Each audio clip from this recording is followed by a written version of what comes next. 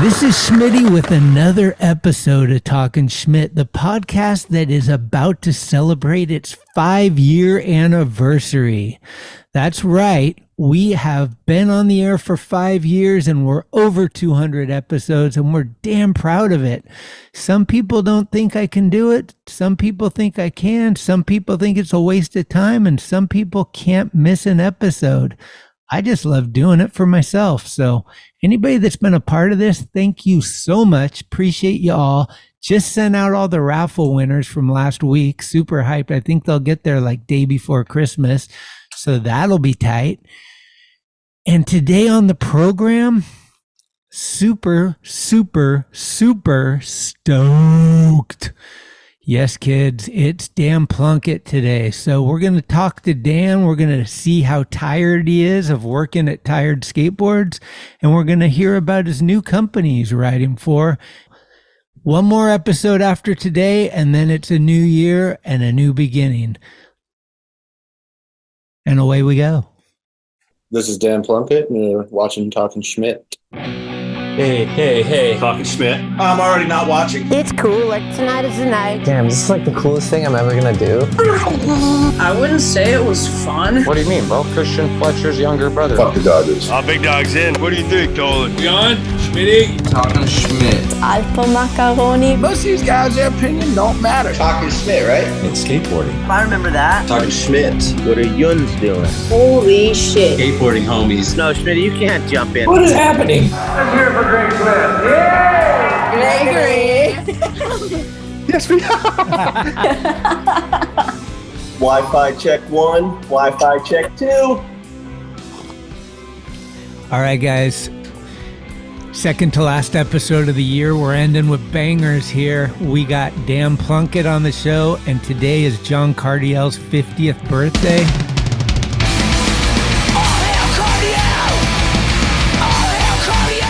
How do my headphones sound like? They're great. Okay. I hear people talk a lot of shit about them, sounding like I'm underwater. A little. Not that bad. Yeah, dude. How are you? Doing awesome. I didn't know it was Cardiel's birthday. I've been running his playlist pretty hard lately. Oh, yeah? The reggae? Oh, yeah. All day. Just leave it on in the office for hours. What, you got a memorable Cardiel video clip or something that gets you hyped? The first thing I think about is maybe it's a Transworld video when he goes to pump for that big Smith grind and he just fucking eats it, like trying to pump to get speed for it. Yeah. That is, as soon as you said his name, I just thought of that immediately.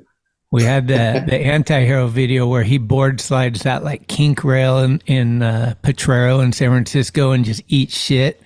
And then after that, Luke took a photo of him like holding his head all bloody, and they made a mock-up Thrasher cover of that, but it was too gnarly. Oh, I've seen that. It's up at the office, right? Yeah. Oh, so, brutal. Yeah, John's the best.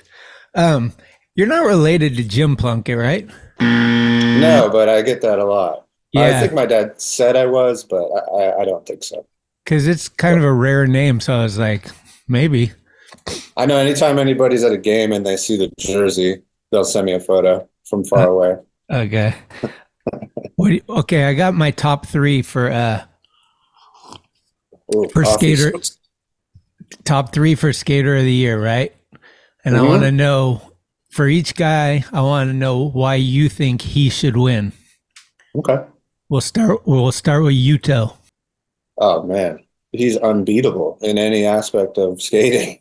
Like contests, obviously, but nobody's doing anything that he does. It's like impossible. He's definitely got trick of the year, maybe twice. Yeah. The new one too.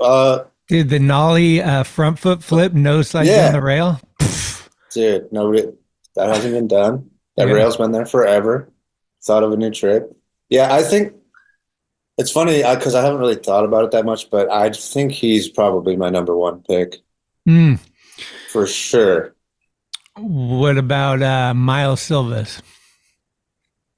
Miles just, man, kid just took a dump all over SF is what I got out of, because I've only seen that video part. Did he have another one, or that one obviously was insane? But No, but yeah, I mean, he moved to San Francisco probably a year ago, I think, and filmed probably close to 90% of that in SF. Pretty gnarly. That cover he got with the front crook down the top of Mason Rail and then bombing the hill. Yeah, Frank's Rail. I like to call it. Yeah, dude. Yeah, just all the stuff he was doing there is like unmatched because all that stuff's been there too, and somebody had to move in just to take a fat dump all over it.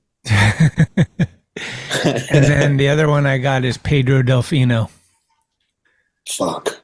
I mean, he's just straight up fucking skate or die mentality, right? It seems like he's just gonna die or make it at all times. Scariest to watch. Yeah. Like you're like the chances of when you're filming that you might want to turn your head are pretty high. Yeah. His is more of it's obviously amazing, but it's just too scary. I find myself doing that a lot, just like some of the slams he takes are so heinous too. And like you've been to that new chill, right? Like him switch bombing that thing. I live right there. Yeah, I used to. Before I moved like where I am now, I used to drive through there all the time, and it's not real. It's like fuck that thing. Yeah, it's going to be interesting. They'll probably announce it like pretty soon here. They just dropped all the nominees. But I mean, when I saw Pedro's part, because it came out before the other ones, and it was edited to Aussie, I'm like, dude, this is as Thrasher as it gets. Like, he is fucking gnarly, and he's skating to Aussie. It's filmed and edited kick-ass. But then Miles comes out, and he just, like you said, takes a dump over the city, and it's filmed and edited well. And then we all know Yuto is the magician, so it's going to be interesting what people gravitate towards. It was funny because last night I was looking at Clyde Singleton's Instagram. He dropped like some little thing. He always analyzes what's going on, which is really cool how his mind thinks on this stuff. And a lot of people were coming in hot with Tony Hawk, like, dude, 55-year-old dropping his part, like he should get it. Yeah, it would be fucking pretty sick because I was super hyped when I saw the Birdman part come out. Yeah, same. So it's pretty interesting. We'll see. Was he the first one ever?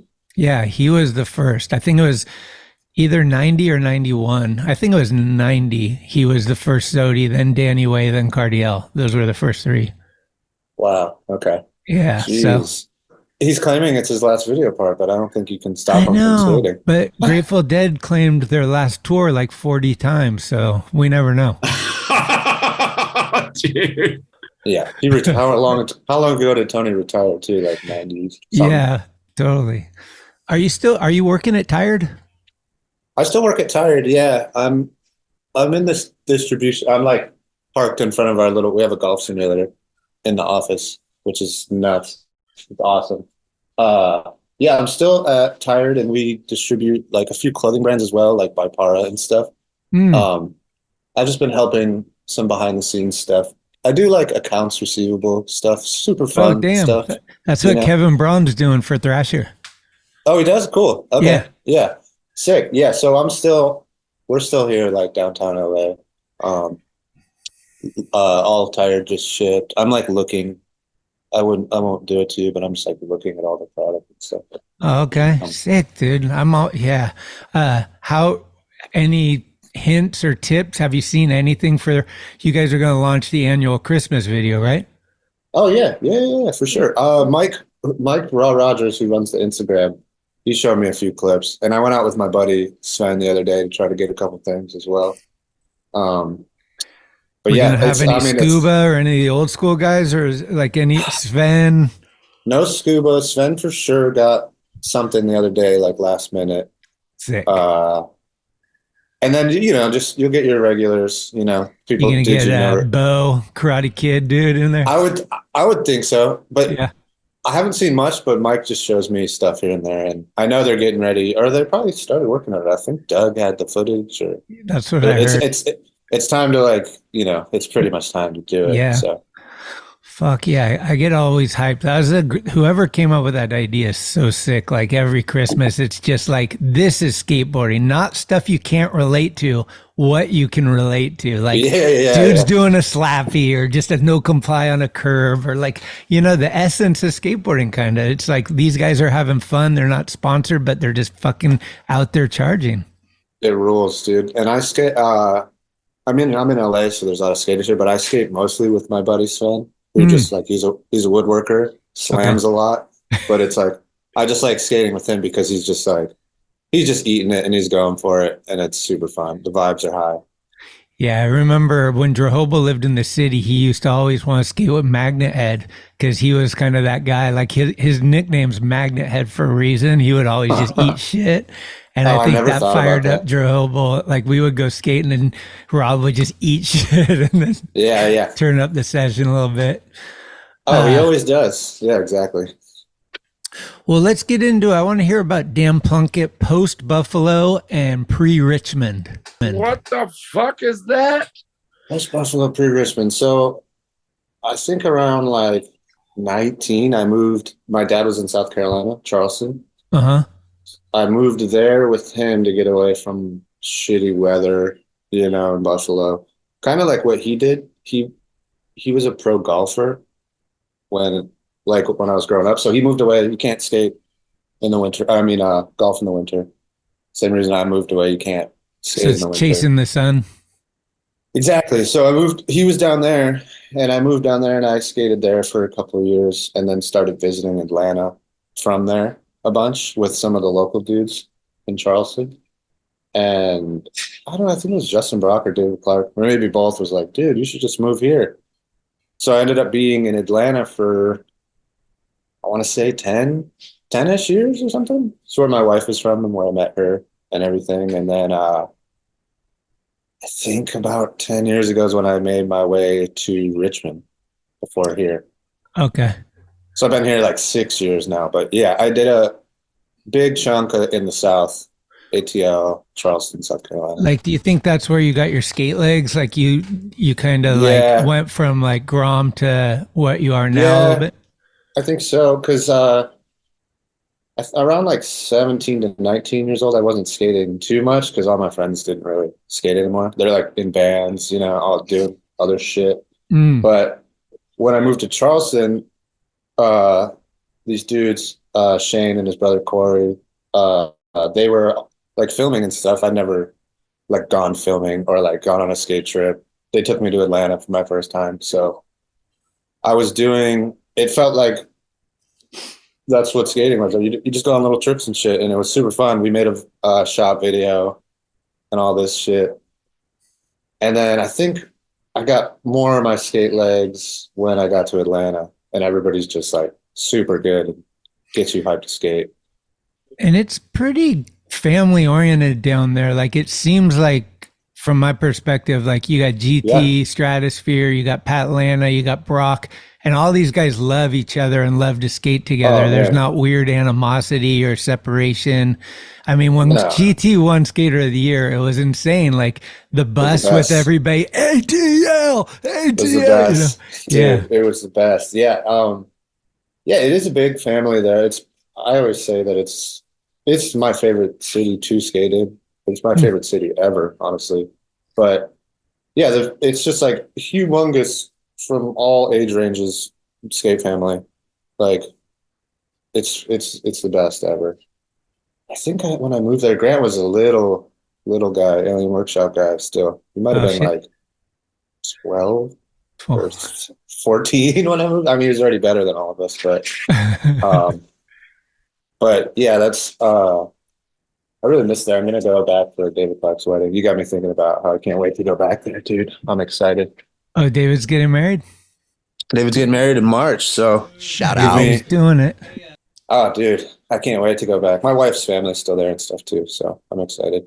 It's gonna be a blast for sure. What's this story? I heard a little rumor that you prank called John Sheffield, ATL legend, about some like flat bar in the parking lot. Oh, you talked to Patty, huh? What were we doing? I think we were just, eating mushrooms or something. I don't know. There was something fun was happening, but Pat always just quotes it. I think that's why he brought it up, because I called the dude. This dude is the gnarliest rail skater in Atlanta ever. Back 5 heard around the world. Jim Thomas was like all about him. Later, dude. So he's a flat bar maniac. Like nobody could touch him. He was the original wizard before Justin. Oh, okay. So, anyways, I don't know what the fuck we're doing. We're just being young idiots calling people and shit. And I called him, got voicemail, and I was just blurting shit out. I was like, Johnny Chef, you, me, flat bar in a parking lot. And I don't remember anything else about it, but like Pat quotes that so much.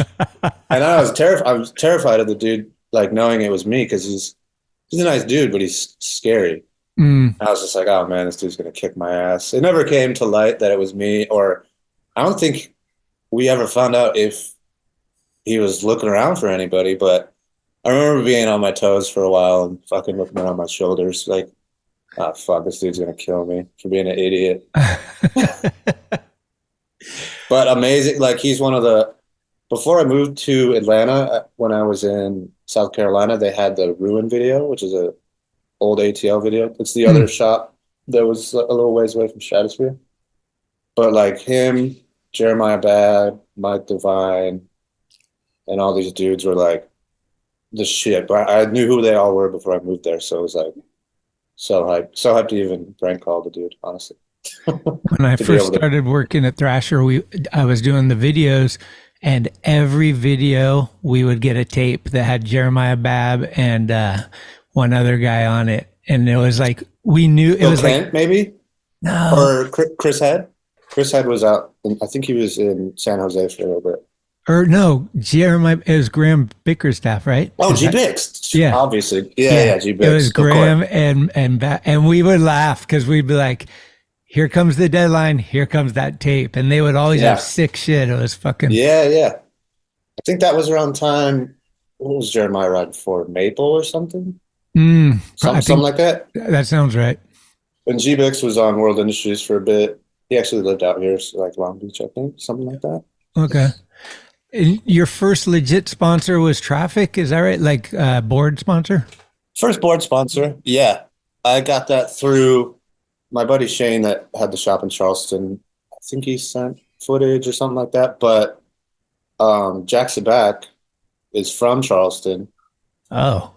Saw the footage and he hooked it up. He saw a spot in there that he was like, oh, shit. He just like noticed the spot. So I always say I owe it all to Jack Sabac for getting me in that van the first time. You talk to him at all nowadays? Yeah. Whenever I'm always hit him up when I'm in New York. Love that guy. What were do you remember, do you have a copy of the footage that got sent in? It might even be in one of those earlier videos that they have. They have a couple videos. Oh, and I mean, they still make videos. But yeah, there's definitely a few things in those older videos that was sent. You mentioned your dad's he was a pro golfer. You like golfing too, right? What's like your best score? Are you good? No, I'm not good. I couldn't even tell you what my score is because me and Brockle started really getting into it like COVID-ish times. And we started playing so badly that we don't keep scoring anymore. But it's a lot of fun, dude. Yeah. I could tell you I got a birdie, but couldn't tell you what the other holes, what happened on those ones, you know? But it's been fun. Like, probably the only time I get to see Robbie now is when I'm like, hey, dude, you want to golf? Yeah, dude, I'm down. Is he in LA? Yeah, he's in LA. He's doing production stuff now. So he's pretty busy with work. I love Robbie. Every time I see Robbie, I quote Sam Smythe's little rap from The King of the Road. Brockle, your breath smells awful. And he just goes, fucking Schmitty. Dude, amazing. What came first? Skate Mental, Levi's, Nike, Huff? What was the order there? Before all of that, my buddy Bobby Boyd in Atlanta, he hooked me up with Elwood. Oh, really? He was doing sales for them. Same time as Welsh? Yeah, maybe. No, not like skate wise. No. This is a little after, way Okay. after, I would guess. But yeah, he was the sales rep for them, and he got me on a trip with them, and it was fucking insane because it was like Kenny Anderson, Vincent Alvarez, Jerhobel, Guru Khalsa, Silas was like SOTY or about to be SOTY. And Papalardo too, right? Yeah, Papalardo was on there. Nate Broussard. It was sick. It was so sick. But yeah, I did a couple of trips with them before. I think Justin Brock like was drunk and told Stable to call me at like a Nike thing. He's like, dude, you gotta help my friend. But I did a few Elwood trips, and then Skate Mental wasn't long after. I want to say like 2012-ish or something like that. Something like that. Wow, 11 years. Good run. Good. No, it might have been earlier. It was definitely earlier. It's like 2009, dude, actually. Now that I think of it. But yeah, it was cool going on those trips with like, because I'd only really gone on those skate trips I was talking about a minute ago, like homies back and forth to Atlanta. So like my first real skate trips were Elwood with the sickest dudes. It was so cool. Still friends with all those guys, so it's awesome. I still like hit up Vincent here and there to like go to. He's got tons of secret spots out here. No way, nice that tip. rules. He's the best. He's such a good kid. He's awesome, man. He really is the best. That was Coulthard was involved with that too, right? That's Yeah, when I yeah. met Coulthard. Him and Kenny, like, I don't know, they had a really good relationship. I think maybe they grew up together or something. I But don't know. no, how they- Coulthard's from Virginia. Yeah, Coulthard's from Virginia. But I don't know. Him and Kenny were homies for sure. And then I was friends with Jerhobel, and he got on, and then so I met some of those other guys too. It was a good squad. Super good squad. I caught Jerhobel at the end of Jerhobel's drinking times, so we got to have a little fun. Partying on the road and shit. I roomed with him a couple times, man. I don't even think he doesn't smoke anymore, right? Like He cigs? might. I think, I'm not sure. Not cigs. Last time I talked to him, he was doing vape a little bit. Okay, he switched over. Yeah, I think so. Just getting a gnarly memory of him having like waking up and just eyes closed, smoking a cigarette in the dark. Oh like- yeah. And he had a little loogie cup too that he most disgusting thing I've ever seen. Like all hung over with him too. The best is going camping with him because it's all dark and then you just see that little cigarette go psh, at Yeah. like 2 a.m. You're taking a piss break. You're like, Yeah, exactly. what was the story? I mean, probably you've told it a million times or you didn't even need to tell it, but remember at Fort Miley when it was like, he hears us and then someone died? Like that was one of the Yeah. raddest things ever. That was it was fucked up because it was a goof. Like I was with Tony, V, and Brad, and I did something over to the bump flat, and I've like chested the rail, like I kind of slammed, and then my board was down there, and either Tony or Brad was, oh dude, just like lay on the ground. I think it was Brad because me and Tony are down there, but yeah, just lay on the ground for photo. I was like, but I didn't know he was like filming and like saying stuff. And he like filmed these kids and said, oh, fuck, what happened? And then they posted it and was just saying, I think there was like some scam, like a water company had just found out they weren't donating the money they were saying or something. So they were making fun of that, being like, everybody that hashtags he hears us will donate $1 to whatever the fuck. And I think, dude, this is way back when Tony like put it on hard posted on Thrasher. Yeah.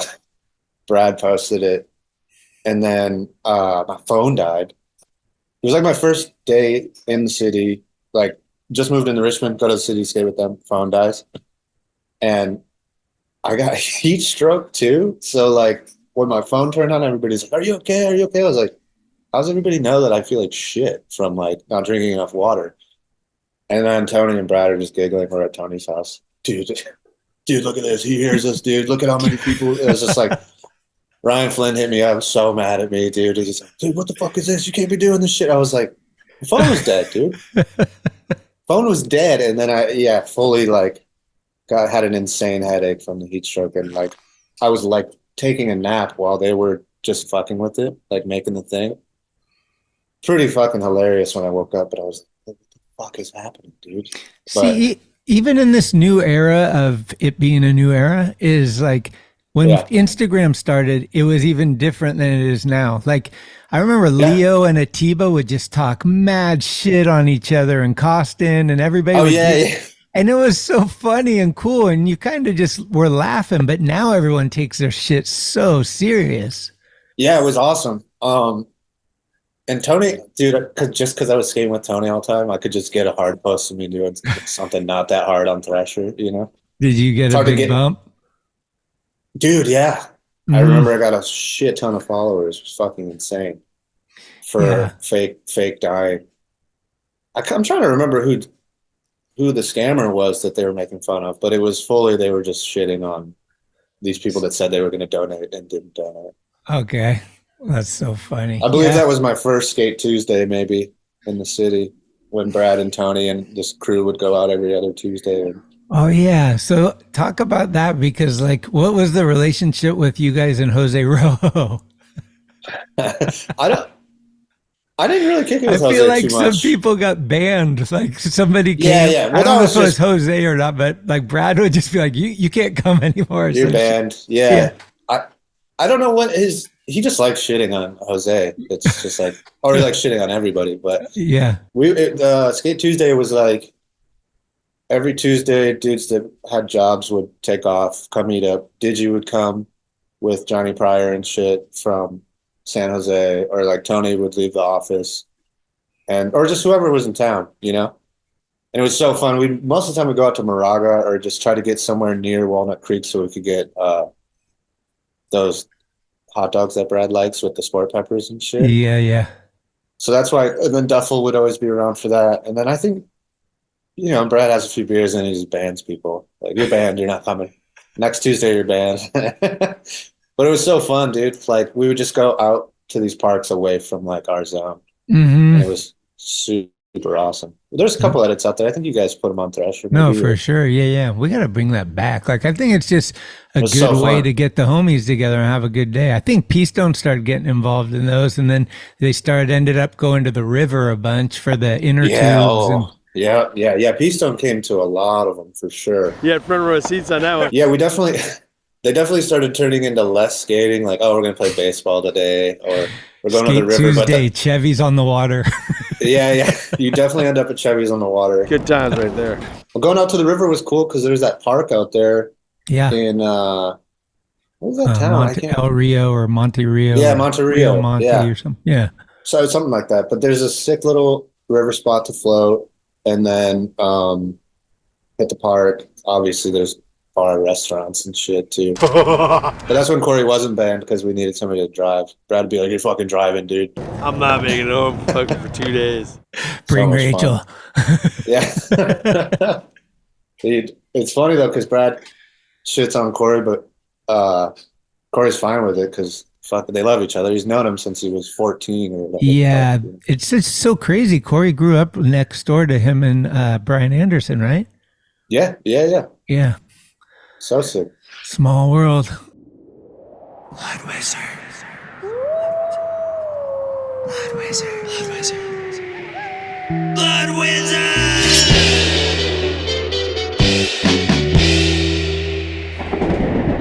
Shop.bloodwizard.com. Tickety-tack.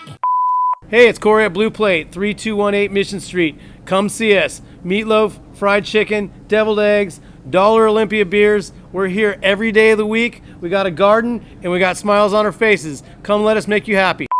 Did you go on some of those trips with Levi's, like with Chet and Al? You know, hit the payphone, what up? I did, yeah. I went on a couple with Chet.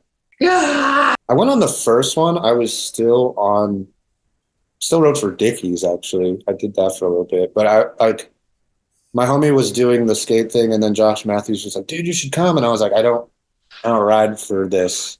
I can't be in any of the photos and shit. He's like, yeah, but we're going to like skate all this cool shit. You should come. So I came, and my first trip was with Al, and Chet was definitely there. Joey Pepper, Josh Matthews. And then you remember Josh's homie, Pat? Yeah, from Oregon, right? Yeah, yeah. Pat? I think they called him Old Pat back then. Oh, okay. But yeah, we went on all these insane trips to crazy countries, and they were like building skate parks. Like, I'm not gonna say I was building. I might have shoveled some shit, but they had dudes fully like building these insane skate parks. And like some of them were third world countries, right? Like you were going to places where it was pretty crazy. Like, oh, dude, we went to Colombia. We went to Morocco. Like, I'd love to see what the skaters are like there now, because like there were so many. They made these really cool like giant transition parks with tons of cool shit, and like all the kids were super hyped on it. It was super fun to do, but it was funny. Like the people that ran the Levi's thing didn't really know, like, we can't help all day at a skate park and then go street skate. They're like, hey, you guys want to hit the street stuff? Like, dude, I've been lugging dirt around all day with these guys. Like, I can't go. I mean, I can try to skate, but it's not going to be very good, you know? But yeah, those were super fun going out with Al and Chet and Marius. How could I forget Marius? Jeez. oh, that's right, Marius too. Yeah. Fuck, dude, sick crew. It was kind of random. It was somehow Josh in charge of it at first or something. So Josh Matthews knew it was this guy Eric Wolski who lived in Oakland at the time, and he worked for Levi's. And Josh and Eric were homies. So Eric didn't grow up skating, so he doesn't know too much about skating. He does know skating, but like he kind of had Josh help him pick and choose dudes, and like I don't think he picked where to go, but he definitely picked out skaters, you know. I've always been surprised that Thrasher and Levi's don't do more stuff together, because they're both San Francisco iconic in their own right, you know. It's like Levi's is right here and we're right here, and I don't know what the deal is, but I feel like we could do something rad. For sure. And I think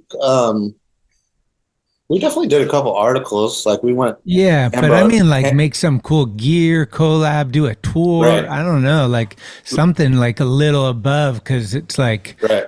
Yeah, I don't know. You guys are so close. It's insane. Yeah, it's interesting.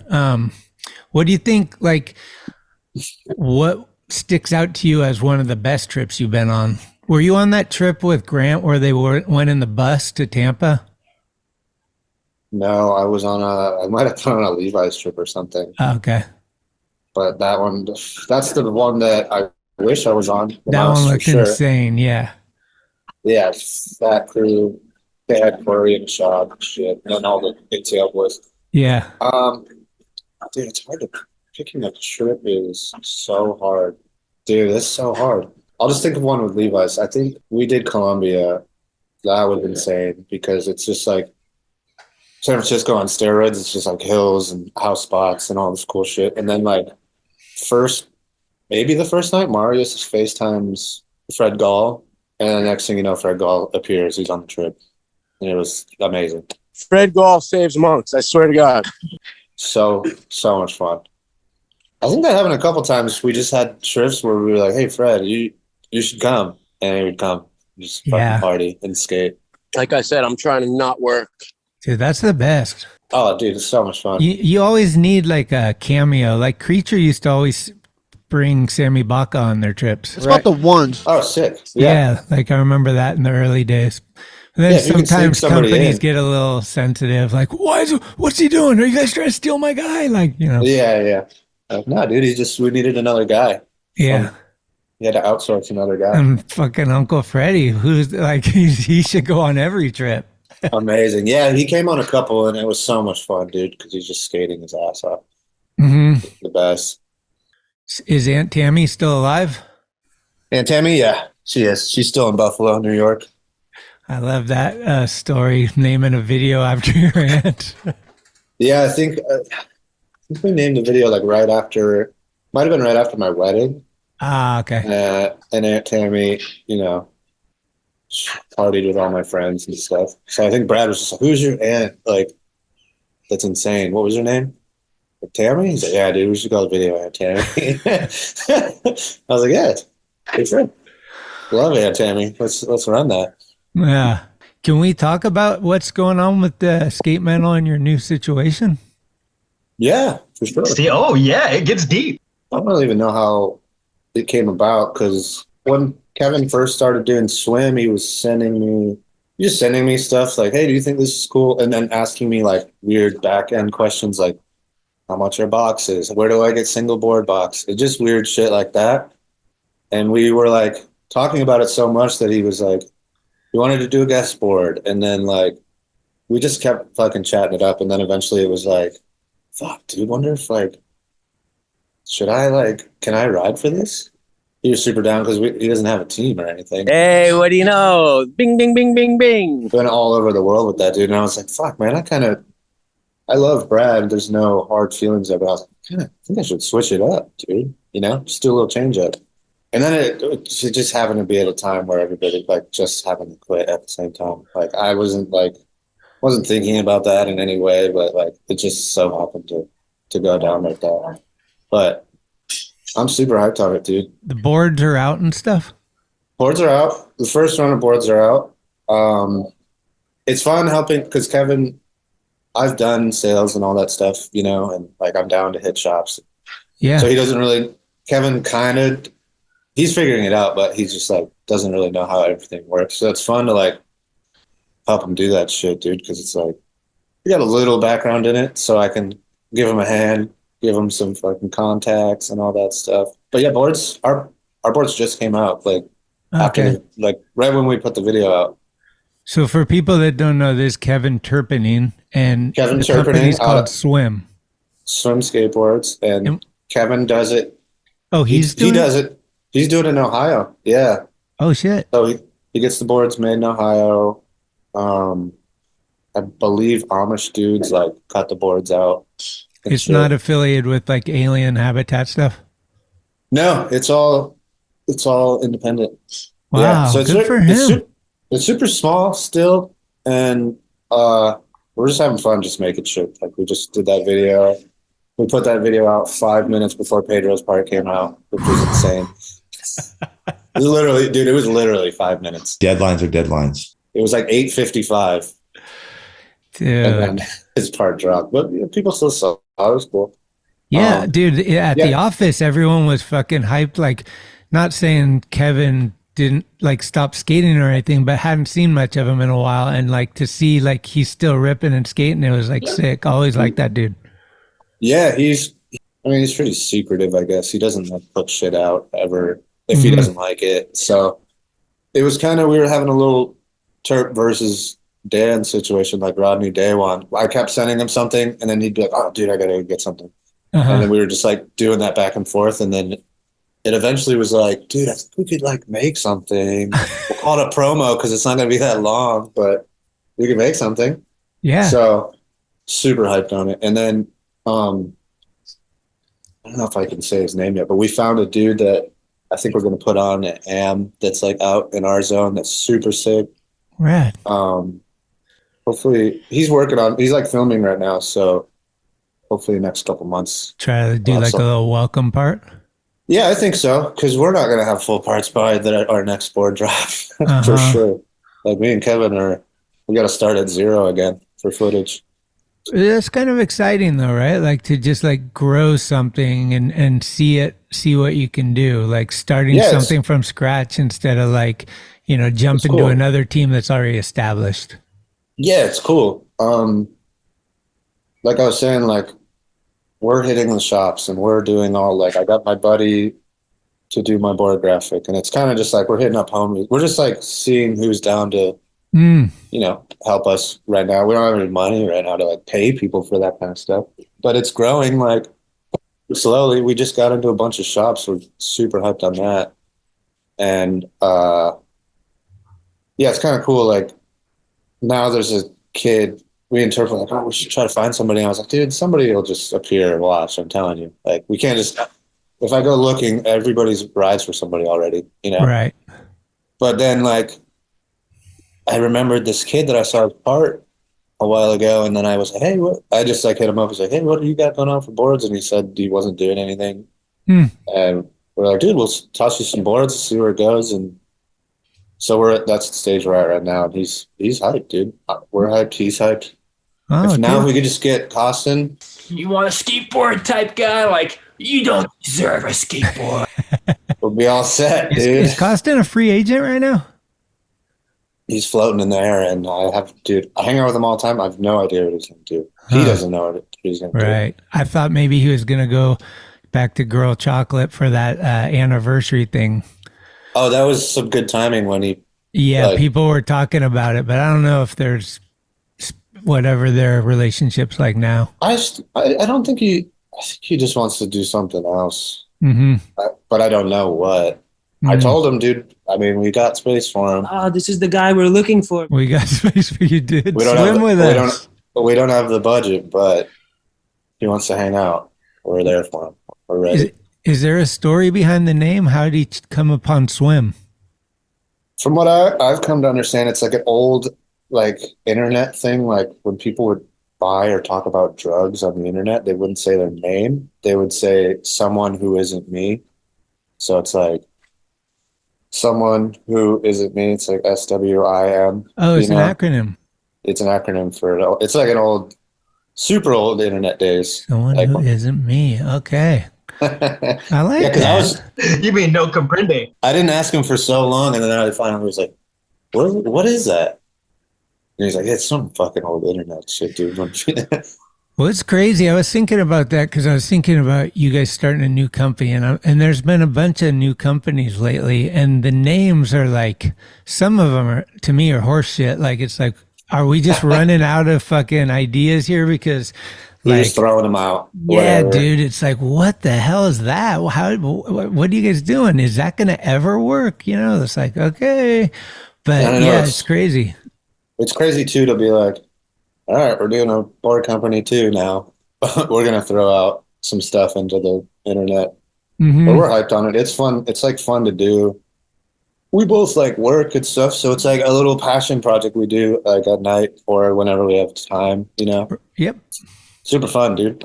Like right now I'm working on stickers and it's so fun to just like, oh, sick. I'm doing the colors and shit. And it's just, you gotta send me one for the wall. I got you, dude. We're getting some made like right now, actually. I just sent them all into the dude. So just little shit like that is fun. It's so fun, dude. Dude, I got like 4 binders of stickers. Like I collect them. Do you have like insane ones from Grant? Like he makes I'm looking at one now and he just makes I have a few of the P-Stone ones, like the Makalasi. I forget Yeah, there was Makalasi Posse. Grant sent me like a care package with like a bunch of different ones.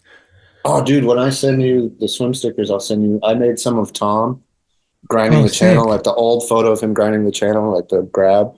Just a sick one. I made a bunch of those. And yeah, we kind of go a little crazy, especially Grant, because he just makes fucking stacks of it. And then I can be like, oh, Grant was here.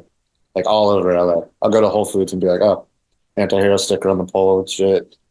It's like, he's everywhere. It's amazing.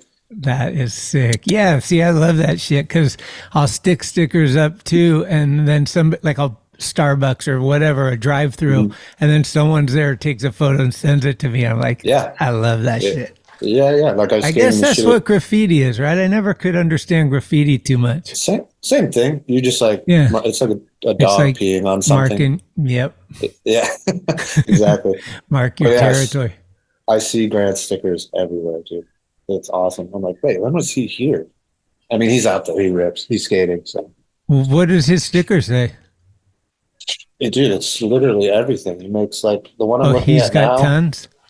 Yeah, like he makes his homie ones, the Makalasi ones. But the one I'm looking at now is just a photo of Div's face and like Smirnoff bottles, and then like Don von der Linden wearing a watermelon on his head and shit. It's just like an insane like. I gotta hit him up for a new batch. Oh, he'll send you a mountain of stickers. Every time I see him, he just hands me a fucking stack. Oh, hell yeah.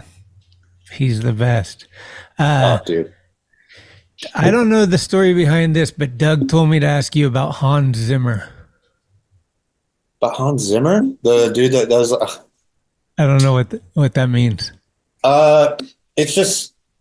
Well, this brings me back to Coulthard. Coulthard would always send me like soundtracks from movies, like a Batman movie. Like Hans Zimmer would make like insane orchestra, like Batman music, you know, shit like that. Oh.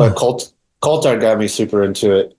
Whenever I first came out to LA, he'd be driving around just listening to like insane like symphony music that's like for scary movies or like shit like that. Yeah. Now I love it. And now it's like me and Coulthard still send each other like, he'll be like, "Oh, you heard this one yet, dude?" And it's from like the movie Tenet that I'll never see, but it's like an insane action thriller movie. But okay. yeah, it's just like crazy soundtracks that like I've never got enough courage to use one of their songs because you got to be like Danny Way or something to like skate to that kind of stuff.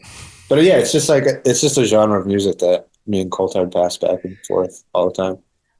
Do you think Coulthard maybe has like OCD or something? It seems like that dude is, I mean, some people are like this, but I don't know anyone more than Coulthard that just like he gets into something and it's like 180%. Like he's a BMXer now and he's fucking losing weight and he's snorkeling in the ocean and he's fucking like he's whatever he's doing, he's not half-assing it. Dude, yeah, he's super gnarly into mountain biking. Yeah. And I think when he's mountain biking, he'll listen to some Hans Zimmer or some shit like that, you know? Yeah, because whenever I hit him, he's either up in the fucking hills over there somewhere, like, but the path is like this big, you know? Dude. I love that me guy. Up when he comes up here and he's like, "Meet me in Santa Cruz Mountains. I got my bike, blah, blah, blah." I'm like, dude, you scare me, man. You're on another level. Like, he sent me a video one time of like a GoPro of him like flying down this insane hill. And like, it was so scary. Yeah, just don't tell my wife, dude. I was like, well, obviously I'm not going to tell your wife, but that looked so scary. It was just like, yeah, he charges, dude. It's insane. He's super fit now, dude. He looks good. I know. I'm stoked for him. Yeah. I'm into saltwater aquariums and he was into it for a while, super hard. And he would just be sending me like the most high end corals and like fish. And I'm like, dude, I really enjoy this, but I don't got that kind of money, bro. Like once he locks into something, and if you're into it too, he's going to share it with you. It's awesome. No, he helped me a lot with mountain biking because I've been slowly getting into it, and he told me like all the different things and why this is better and price ranges and all that shit. So that's cool. Yeah. Same with photography. Like he knows a lot about the stuff he's into. He knows a lot about. He does hella research. Oh, dude, for sure. Who's your favorite comedian? You got one? That's a super good question. We've been getting into stand-up comedy a lot at the office, and everybody's like sending each other like, "Did you see the new Bill Burr? Did you see the guy that worked there into this Kill Tony thing?" I can't really get into it too much. I know what that is. I don't have one specifically that I'm thinking of, but like, yeah, every other Tuesday here, there's like right across from Strubing's place, they'll do like a stand-up night at this like fish taco spot. And I've seen some sick people there because you're just sitting in like where you eat of a taco place outside, but they'll get people like Eric Andre or whoever the fuck will just like appear sometimes, and that's been like super fun, dude. I'm trying to think of a comedian though. I can't think of one just like straight off the dome. You're a big fan of Norm McDonald, right? Huge. I don't know how I didn't think of that just now. I guess I was trying to think of somebody new, but yeah, Norm is the number one for sure. You got a favorite quote or something that sticks out when you think about him? I just like when on his show when he's like, explain to the folks at home who John Cardiel, you know, he just like when he was doing that to Super Dave Osborne on like one of his, I think it was his live show, and it was just driving him nuts, dude. It was awesome. But I watch those like way too much. All of Norm's like TV shows and his appearances on Conan are the best. I saw him here in the city at Cobb's. Dude, I got to meet him. I just remembered this. Do you know Boosh? I feel like everybody knows. Oh, hell yeah. For days. He was like, dude, he like knew Norm's manager from like being a bartender at the spot, and his manager would come in all the time. Anyways, he was like, dude, I'm going to go to this recording of like a David Spade TV show. Do you want to go? And I was like, down. Who's up? Norm's on? Let's go. We get front row, all the shit after the show, get to meet the dude. And it was so fucking cool. He made fun of Kevin Nealon for not playing 18 holes of golf. It was a quick 5-minute exchange, but dude, it was awesome. He was like, "Are you guys comedians?" We're like, "No." We're all nervous and shit. Yeah. Super, super cool. It was like, it was insane. But then the lady, I sat next to an old woman, and I was like, she was like, "You help me turn my phone off?" When we meet Norm, it just ends up being his mom. She's like, "Oh, hey, good to see you again." I like helped Norm's mom turn her phone off before the show. No way. Damn. So fucking cool, dude. I completely forgot about that. That's amazing. Is that, you think that's like part of living in LA? I always trip on that. Like, you're not from there, you move there. Your perspective from being from somewhere else, and like you say, you walk into a stand-up comedy show and there's one of the dudes you've seen on TV or something, or like maybe you see him in the wild, in the streets or whatever. Like, is that a trip? Like, or is that just the norm now? Like, how do you feel about that? It's definitely a trip. I am not used to it because you'll just see random celebrities all over the place here, of course. Mm-hmm. But like the Norm one, I was fucking tripping, and he was with like David Spade and fuck out like Kevin Nealon, and I was just like, all I could say was, "Hey, nice to meet you," and all that shit. And then like they were all talking and stuff, but I was just like, I was fucking blown away. There's still like some skaters that like I saw PJ Ladd in the wild, and I was like starstruck. I was like, holy shit, dude, fucking PJ Ladd right there. He's like, a unicorn. Yeah, totally. But it's like Eric, his favorite skater growing up. Now he's just like my annoying friend, you know. That bothers me all the time. That's a trip, huh? Do people, if you're with Eric, is Eric, because Eric's like, I can't even explain Eric, but I feel like he's like a humble, almost trying to be down to earth guy that's not like, he's a big deal. But like, do people fan out on him down there, or is he just kind of like, you see Eric and it's Eric, you know? He's the best at that.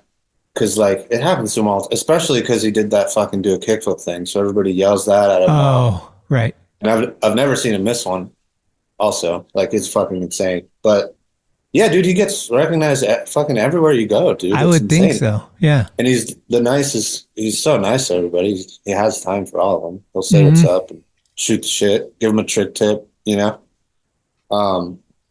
Yeah, it's crazy. Like, I always forget because he's just a good bud now. So I kick it with him all the time, and I forget, like, oh yeah, you're the dude that fucking back nose blended Bricktown, and you're fucked. And Hubba Hideout. And Hubba, yeah, I was gonna say, yeah, I always thought it was so random that him and Brad were so tight. Like, I was like, really, Costin? Like, that's crazy. Because they're both maniacs. So yeah, I see the connection.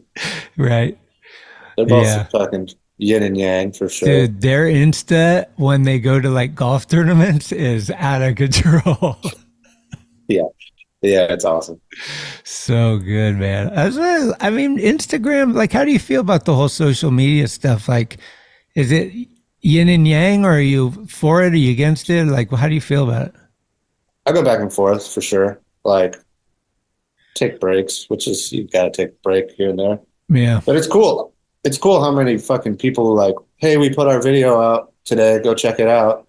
Or like, hey, our boards came out, put a link. Like, it's super helpful for promoting. Super cool. But then you get overwhelmed with fucking tons of skating and shit. Like, I can't look at skating. I mean, my Instagram's mostly golf now, but I got to take a break. I'm just like, it's too much info. But it's cool. It's a great tool for like promoting your shit, you know? How many days, how often are you golfing? Not that much. I mean, I like to hit this thing. It's it's so sick. Does that thing help? Do you think that if that translates to real? Yeah, I mean, it does. I mean, it definitely helps with like your practice. You're swinging a lot more, so you're getting your motions. But like, it's sick because I'll be like just jamming on the computer doing a bunch of shit, and like, you got to get some stress out. Come over here and fucking blast the driver at this thing, dude. Dude, I gotta get that. It's but I don't go out as much now because it's fucking dark as soon as I leave the office. Right. So, are you kind of 9 to 5? Yeah, I'm in here all day, every day for the most part. Oh, okay. I'm terrible at. I could work at home, but I get too distracted. You know, oh, dude, it's nuts. Gotta go When we were somewhere. on lockdown, I was fucking going crazy. Like, it was like, I'm working here, I'm living here, I'm sleeping here. Like, I need to get out of here. Like, you know. You're doing everything that you're doing in there in that zone. It's like, And the refrigerator's your best friend. All of a sudden, you gain like 10 pounds. You're like, oh, another cookie. I'm down. it was kind of crazy. We were skating more. Like, I filmed a bunch of shit when everything was locked down. I was riding my bike more and shit. It was obviously Skating crazy. was easier because there was no people.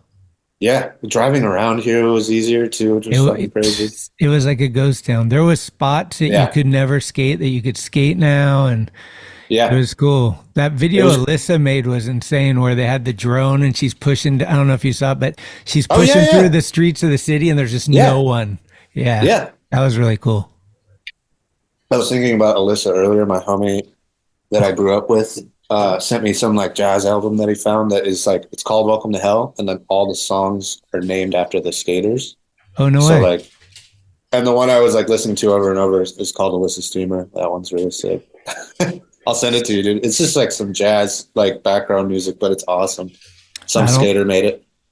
That's amazing. I want to hear that. Yeah, Elissa just ate shit, actually. She's in a hospital, like broke her collarbone. Really? Yeah. Bombing a hill, I think. Yeah, it was I just heard about it. Just actually right now, I just texted Rachel before I was talking to you, like, hey, send her my love. Like, she's fine. And she's like, yeah, she's okay. She's getting better. Oh, God damn it. So worse. She's the best. She's just charging still, like bombing hills, the whole deal. She's one of my like top 5 for sure. Or just like, Welcome to Hell is my first video, so like, she's one of my favorites, dude. I love her. Yeah, that's a great video. I mean, and she's the nicest person ever too. Mm-hmm. Well, and you've been off booze lately? Yeah, dude. I quit drinking in October. I just hit 2 years. I've been off. Oh, really? Okay, because I got still smoke weed and shit. Okay, but you know, I got to tweak on something, dude. But what made you stop? Did you do something that you didn't like? I was getting gnarly anxiety, dude. It was getting bad. For hangovers? Like, it was just like, I was getting fucked up. Because towards the end of lockdown, there was still nothing to do and you couldn't go anywhere. The drinking bouts were getting closer, you know, like, and longer. So like I'd do like a few days just going for it, and then like the anxiety was just fucked. So like it got to a point where I was like, dude, I cannot. This is fucking killing me, dude. I can't even do like easy shit. I'm just like, I should probably. I still have it a little bit, anxiety, but obviously toned way down, dude. No, that's exactly what happened to me. Like it Have seemed you been like off it? Yeah, like 7 years. Oh shit. Yeah, nice. Because like I think when I hit 40, I always say like when I hit 40 that week I needed glasses. It was crazy. Like I hit 40, my eyesight went to hell, and then I was drinking like, I mean, I'm no pea stone, but I could handle my booze at a time. And all of a sudden, like I'd drink all night and then go to work in the morning, like fine. All of a sudden, I was like, I can't leave the house. Like my anxiety was. I've never like it was crazy, and like you said, after like a little bit of that, you're like, nah, nothing's worth this. Yeah, it was like perfect timing for me because I got the job working with Tired, so then I had something to do. Like I didn't have anything to do before. I was a pro skater. Yeah, so a lot of it's boredom, right? Yeah, totally. And then everything was fucking locked down, so obviously everybody's fucking partying over here. But yeah, it was like kind of perfect timing. I got the job, and then like not too long after I quit drinking, and then having somewhere to be and something to do every day really helps, dude. What's some of the hardest shit that you still do without liquid courage? Like, do you karaoke still? I haven't done that. I've been to, but I haven't done it myself yet. I do want to work up the courage to do sober karaoke. It seems fucking terrifying. Yeah. But dude, you know what? It was hard at first, but now like I'll go to the bar and shit. I don't care. I'll drink a fake beer at the bar. Like I'm down. But after a minute, like I'm like, all right, it's fucking getting late. I'm fucking over it. Yeah, You know? I start like just sensing the room, kind of like it's like when I used to drink and drive, which I do not promote at all. But when I would do that, I would have a 3 beer rule where I was like, out of the whole night, I can drink 3 beers and I could still drive. And it's stupid. I look back at it now, but when I'm in a bar with people sober now, I kind of give them the 3 beer rule. So after 3 beers, I kind of want to leave because I don't want to be a hypocrite, but it's like I can't relate to you when you're 5 deep, you know?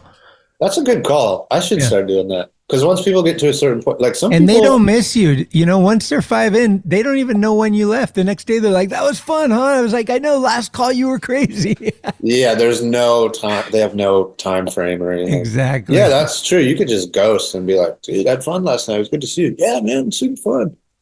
And then instantly I'm a morning person, dude. I was never a morning person. Now I'm like, I can't wait to drink coffee in the morning. Like I can't wait to wake up and get a coffee, and I'm in bed at like 9:30. I'm like, what the hell's going on?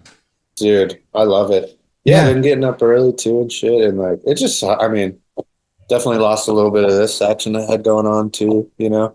Right, that helps a lot, and money, right? Like a lot of it. Oh my god, yeah. If I looked at let me look at the app, dude. It's still counting. I haven't looked at it. Sometimes your credit card that you used after you black out on taxis and other people's rounds and shit, it's like, what did I do? What happened last night? Yeah, exactly.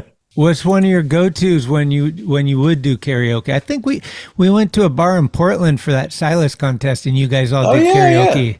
I feel Jake and you. Jake definitely did. Jack Curtin, maybe. Joey Pepper's wife is a huge karaoke fan. It was probably her idea to go. Was it at the strip club or was it a normal bar? Because there's a strip club you could do karaoke at.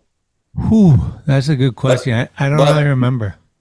But my go-to is I'll do Montel Jordan. This is how we do it. That's right. That's what you did. And then Jake did a really good one too. I was like, holy shit, that's a sick one. I forget what it was, but Jake probably did something insane where like you're yelling a lot, like Creed or some shit. I think so. But there's that bar. There's 2 right there, but like next to Mickey's other bar, not Cat's Paw, has thunder in the name. Something. I think that's where it was because I think we were at Mickey's other bar because the first night we went to Cat Spa and then the next night we went to Mickey's other bar, and so then after that we went to karaoke. Yeah, so there's right next door to that bar. There's strip club karaoke, and then like across the street on another corner, there's like a regular karaoke bar. Okay. Yeah, I remember. Damn, I wish we could do another one of those contests. I know. That was fun. Can't we do it somewhere else? I know. I've been trying to figure something out. Like, does Nike still have their indoor park? Nike, Beebles turned into Nikes, and then that's not there anymore. Oh, shit. Because I was going there all the time. Dude, that place ruled. Yeah, I know. If we just had a good venue, it'd be so sick. Because that was like, I don't skate contests, but I'll skate that again. Sure. Dude, it was the best vibes. The one I went to, like Dan Vanderlinden was there, like a bunch of dudes that like you guys don't skate contests, but it was like homies that Silas handpicked, and it was just perfect. So fun, dude. Yeah, so many people you wouldn't expect. It was so rad, like Wes Kramer and fucking Austin Gillette. Shit, right, and then like Rob Welsh and Sal. It was Rob and Sal on the mic. Dude, I did a Sal flip. I got like $50 for a Sal flip. I was like, oh, Sal Barbie is here, dude. I gotta chuck a Sal flip out there. Kind of wrapping it up, but I'm thinking about making a video montage of like as many of my friends telling a good memory with P-Stone, whether it be funny or something that touched you or just like, I don't know, anything that's kind of like something maybe that I don't already know about, you know, like, oh, this one time we went on a trip or he showed up and we did this. You may or may not know about this, but I've been on tons of trips with him, dude. But my favorite was I drove out to Atlanta for Pat's wedding with Santi. And I was just telling him about it and shit, and I was like, yeah, I'm driving out with Santi, and then fuck it, I'm driving home solo. He's like, oh, no, you're not driving home solo. I got you. So me and him drove from Atlanta back, and the whole drive, like, first of all, he made me backtrack. I go down 3 hours to hang out with Ben Gilly. It was awesome. It was out of the way, but it was awesome. Now we're going there. Come on. And then he was trying to go to New Orleans, but he passed out. So then I started, beelining towards where we needed to go. Because when he goes down, he doesn't go down for long, but he's out 3 hours or a couple hours.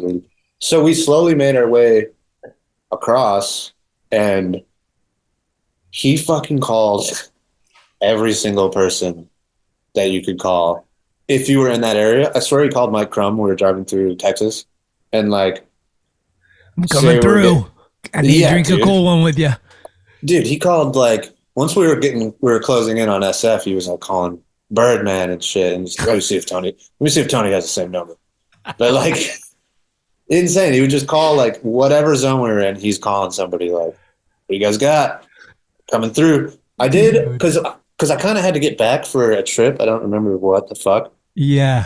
So I did Texas one day straight across, and he was always like, "Let me know if you want me to wheel it." Dude. I was like, "Dude, I got it. You're fucking partying, dude. It's all good. I'll drive." And we stayed at his homie's house in like El Paso, who was super cool. Oh fuck, I can't remember his name, dude. Huh. He was sick. He had a pool in the backyard and shit. Wish I could remember the dude's name, but whole drive literally just calling people. It was so sick. Who did he get on the phone? I know he got Joey Didge on the phone.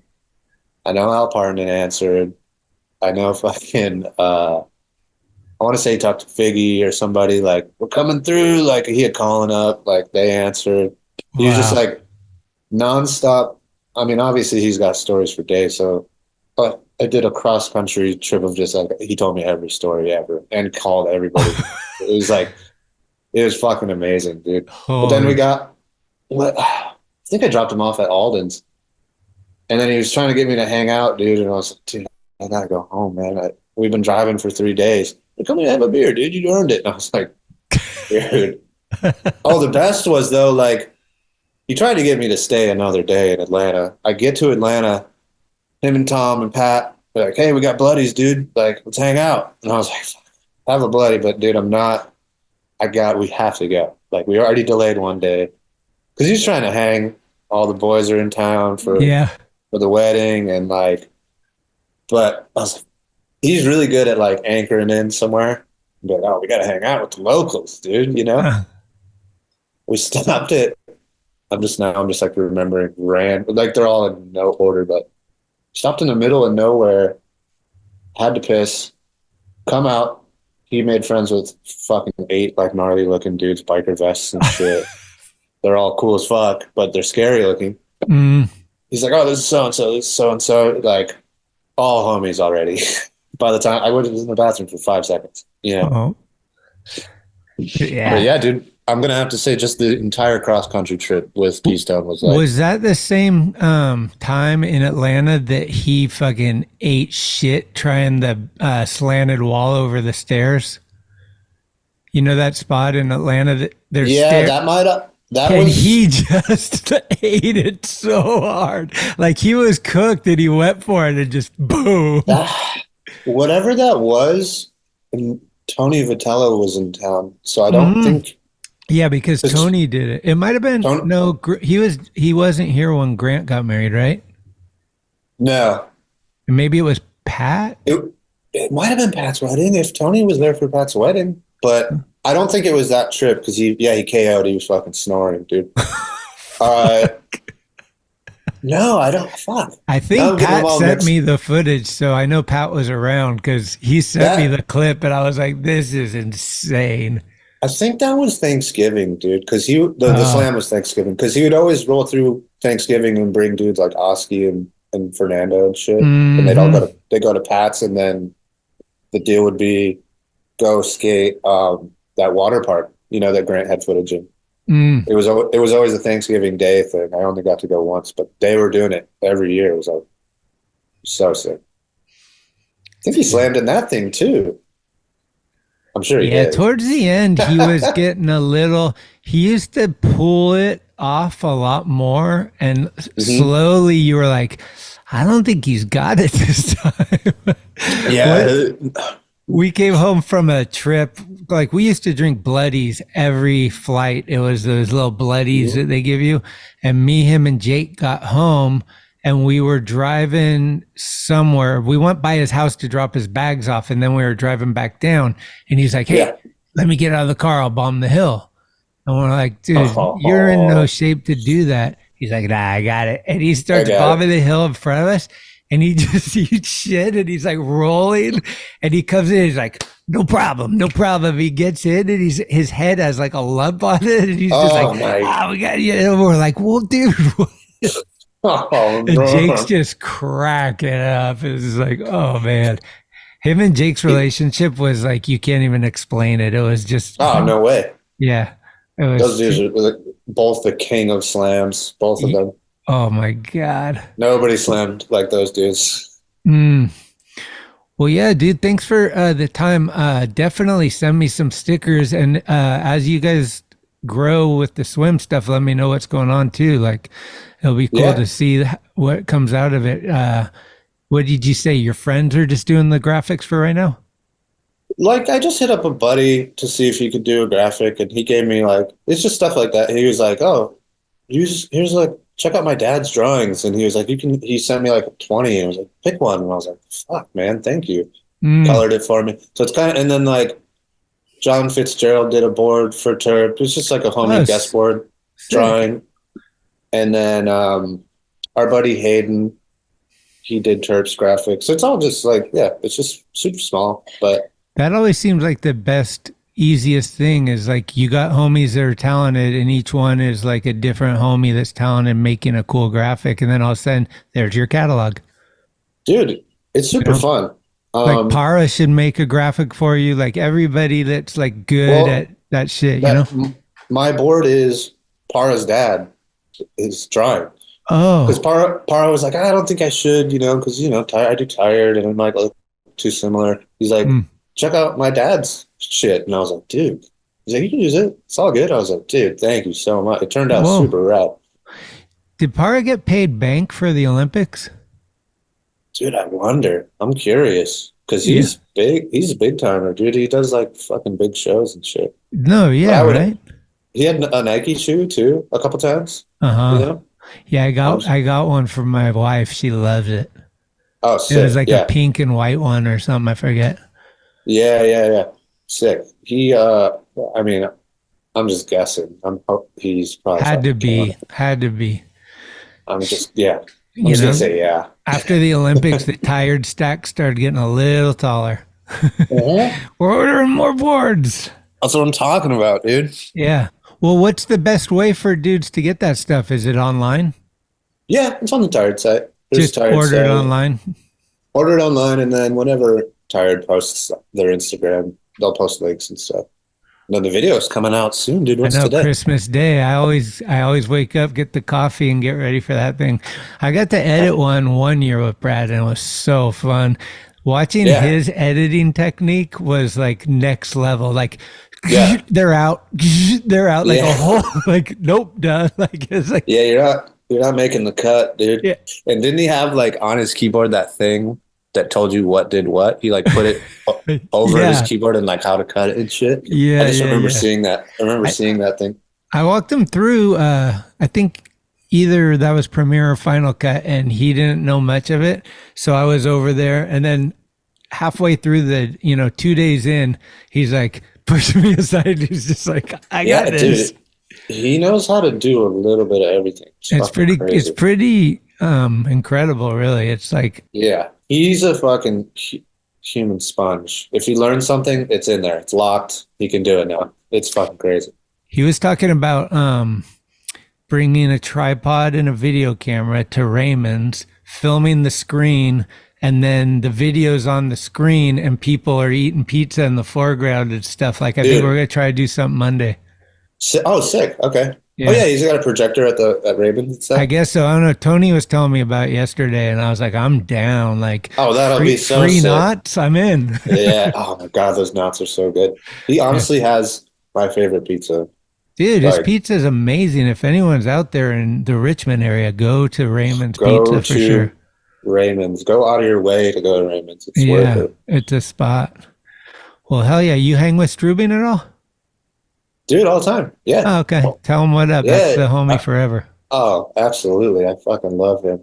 Every time I see him, no matter what, even if I saw him yesterday, I'm getting a huge hug. Like a gnarly, like a fucking choker. For sure. And the best smile in the biz. Oh, he's the best, dude. Yeah, it's when he does production stuff too, so he's pretty busy. But whenever he can get out, it's a sick little crew of like him, Shimizu, and Clint Peterson. They're all super tight. So we're like, whenever we can all get together, it's super fun to stay with them. I just remembered. Okay, one last thing. Was it your birthday when Cranny got the coma? Yeah, dude. It was after my birthday party. Dude, it was so fucked up. I wasn't there because I went home to. You guys went to horse races or something? Yeah, my wife set it up. We went to horse races. Everybody came out. I won fucking $250. No big deal. Yes. So sick. But so after trifecta box. Oh, dude, I was so hyped. It might have been like 280 or something. But so everybody, it started getting dark. And we're like, hey, we'll go to Clint's. Clint has a little sick build out in his place, like of a bar. He has a gate that opens up, and it's like a sick, chill outdoor zone. So we're like, yeah, let's go over to Clint's.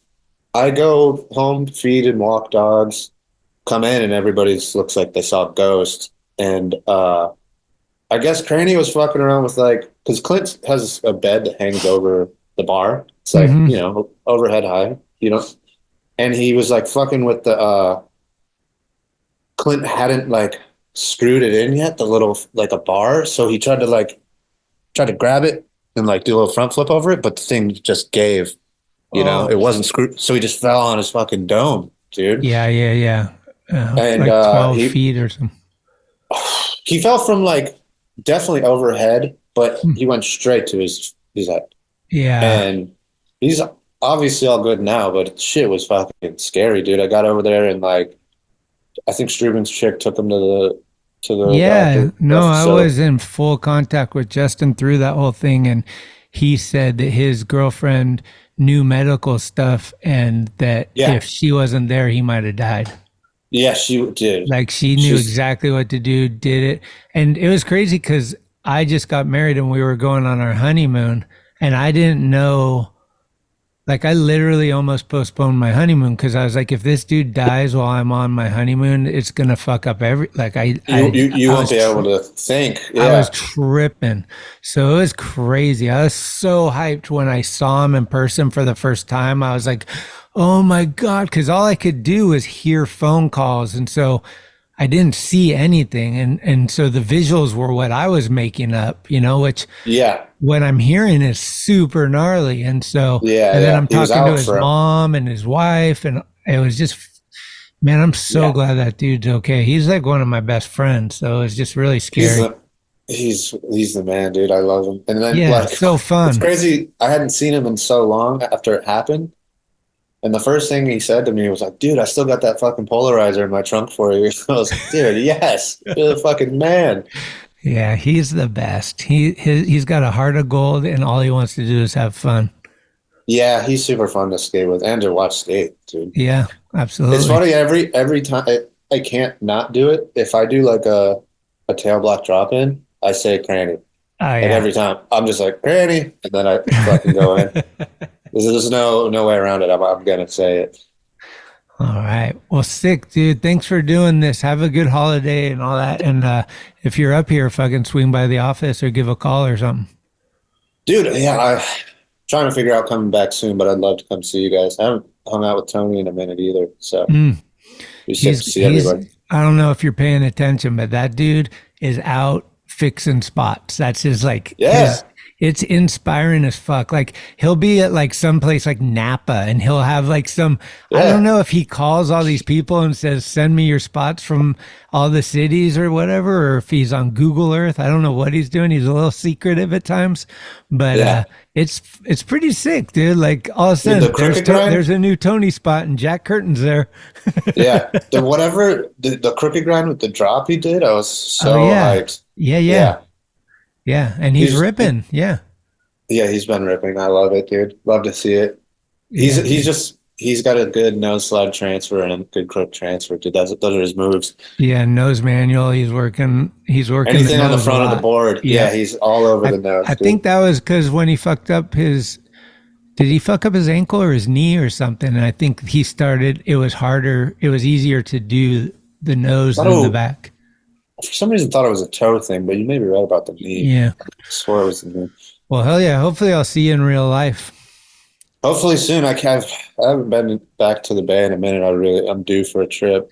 You're not coming to SOTY party, huh? Well, who is it? Tell me who it is. I don't know. I don't even think they... I think it's one of those three. I think it's Miles, Pedro, or Yuto. And I kind of feel like it's probably like, if you ask me honestly, and sometimes I get in trouble for saying what I think, but I thought Pedro would get it just because like what I said, like he was more Thrasher. But then when I saw Miles shit, it was like, it's so SF. So that's rad. And he did insane stuff. But I think the voting goes into the whole, equation. So when they put the polls out, they'll see like who's everybody voting for. I mean, if all of a sudden it was 90% Tony Hawk, you got to put him in the equation. I'm coming to SF if Tony Hawk gets it, dude. Yeah, that would be really cool. Fuck yeah. Have Jason Ellis give it to him. Dude. Fuck yeah. So sick. Well, hell yeah, dude. Take it easy down there, and I'll talk to you soon, hopefully. All right, dude. Thanks for having me. Thank you. I appreciate it. Of course, dude. Peace. Peace. Okay, kids. Even though there's one more episode that I've already recorded, which is Wes Kramer for next week. That was the last episode I recorded for 2023. So excuse me while I go celebrate. Thank you for listening to another episode of Talkin Schmit. You can subscribe to the show on iTunes, Anchor, Spotify, or anywhere you get your podcasts. When you subscribe, you'll get notifications every Tuesday of new episodes the minute they become available. Also, please leave reviews and a 5-star rating. It's the best way to help the show grow. All of the episodes will always remain free, but if you would like to help support the show, you can do so at TalkinSchmit.com, where you can pick up some merchandise like t-shirts, beanies, hats, and stickers. The website has an entire archive of all of the episodes, with extra photos and videos. Email us with any suggestions, comments, or ways that the show may have improved your life at talkinschmit@gmail.com. All interviews are conducted, edited, and produced by Schmitty. The intro music is Mary's Cross by the band Nature. A very special shout out goes to the executive director, Sharal Camisa. Shout out. Love it! This is Talkin Schmit, where the Rolodex is deep, but the conversation is deeper. Keep the wheels greased.